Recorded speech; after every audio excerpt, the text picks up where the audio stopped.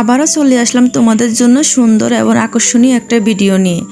আমার ননদের বাড়িতে চলে গেলাম দাওয়াত। ওইখানে গিয়ে নিজে বাবুর সিগিরি করলাম, মেহমান আপ্যায়ন করলাম, হাসি খুশি মজা আনন্দ সব কিছু তোমাদের সাথে শেয়ার করব।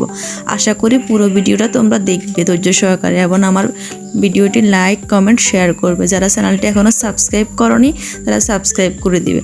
আসসালামু আলাইকুম এভরিওয়ান, কেমন আছো? আশা করি আলহামদুলিল্লাহ সবাই ভালো আছো। মা মেয়ে নাস্তা করে সুন্দর মতো রেডি হয়ে চলে গেলাম ননদের বাড়ির উদ্দেশ্যে। আসলে বেড়াতে তো ভালোই লাগে, তাও যদি আত্মীয়র বাসা হয় তাহলে তো আরও মজা লাগে। মেয়ের বন্ধের দিন ঘুরতে মজাই লাগে। চলে আসলাম এখন বংশী। এখান থেকে একটা অটো ধরে ওদের বাসায় চলে যাব। দেখেন বংশী একটা বাজার ছিল, মার্কেটের মতো ছিল, কিন্তু খাল খনন করে পুরো বংশী বাজার একদম শেষ। পরে এই তো আমরা কথা বলতে বলতে চলে আসলাম ননদের বাড়িতে।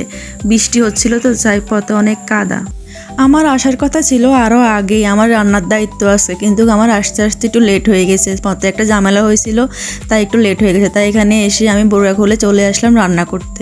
নাস্তা করতে বলছিল কিন্তু আমি নাস্তা করে আসছি, তাই আর নাস্তা করলাম না। এখানে আমি বড় বড় চিংড়িগুলো, গলদা চিংড়িগুলো ভুনা করে নিতেছি। আর অন্য চুলায় মুগ ডাল দিয়ে হাড় দিয়ে রান্না করা হয়েছে, আর ওনারা আগে রোস্ট করে নিয়েছে। এখানে এখন আমি হাঁসের মাংসটা বসিয়ে দেবো। হাঁসের মাংস আর অন্য চুলা আমি গরুর মাংস বসিয়ে দিই। দুই মাংস তাড়াতাড়ি হয়ে যাবে। আসলে মেহমান তো দুপুরে চলে আসবে, বৃষ্টির দিন আমাদের একটু লেট হয়ে গিয়েছে, আমারও আসতে দেরি হয়ে গেছে, এমনিতে একটু লেট হয়ে গেছে, তাই তাড়াহুড়া করে রান্নাগুলো করে নিচ্ছি। হাঁসের মাংসটা রান্না করার শেষ দেখে বুঝতে পারছো কালারটা কত সুন্দর করে যত্ন সহকারে সব কিছু রান্না করলাম। এখানে আমি পোলাও করে নিলাম।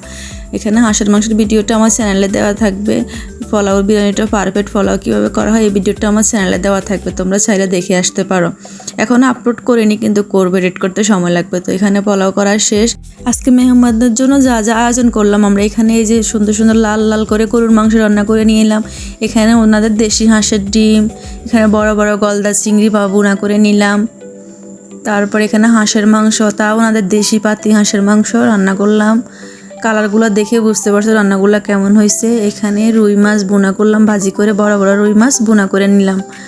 এখানে মুগ ডাল গরুর হাড় দিয়ে রান্না করা হয়েছে। এখানে রোস্ট করা হয়েছে, আসলে রোস্টগুলো আমি করিনি, ওনারা আগে দিয়ে রোস্টটা করে নিয়েছে। রোস্টটা একটু নরম হয়ে গেছে আর কি। এখানে সালাদ, এখানে মাছের বক্তা, সিম দিয়ে বক্তাটা এত মজা হয়েছে না, খুব টেস্ট হয়েছে। এখানে লেবু কেটে নিলাম। এখানে সাদা ভাত। রান্নাবান্নাগুলো তোমাদের কাছে কেমন লাগলো কমেন্ট করে জানাবা। আসলে মেহমান আপ্যায়ন করতে তো সবার কাছে ভালো লাগে, আর মজার মজার রান্না করা খাওয়া সেটাও ভালো লাগে। তোমরা কে কোন জেলা থেকে আমার ভিডিওটা দেখছো কমেন্ট করে জানাবা। আসলে তাহলে আমি বুঝতে পারবো যে আমার ভিডিওটা কে কে দেখে। আসলে নতুন ভিডিও করতেছি তো, তাই তোমাদের কমেন্ট দেখলে আমার কাছে ভালো লাগে। যে মেহমান চলে আসছে, মেহমানদেরকে আমরা খাবার পরিবেশন করে দিচ্ছি, ওনারা মজা করে খাচ্ছে। এখানে ওদের খাওয়া দাওয়া শেষ, তোমাদের জন্য একটু নাস্তা রেডি করে নেওয়া হচ্ছে।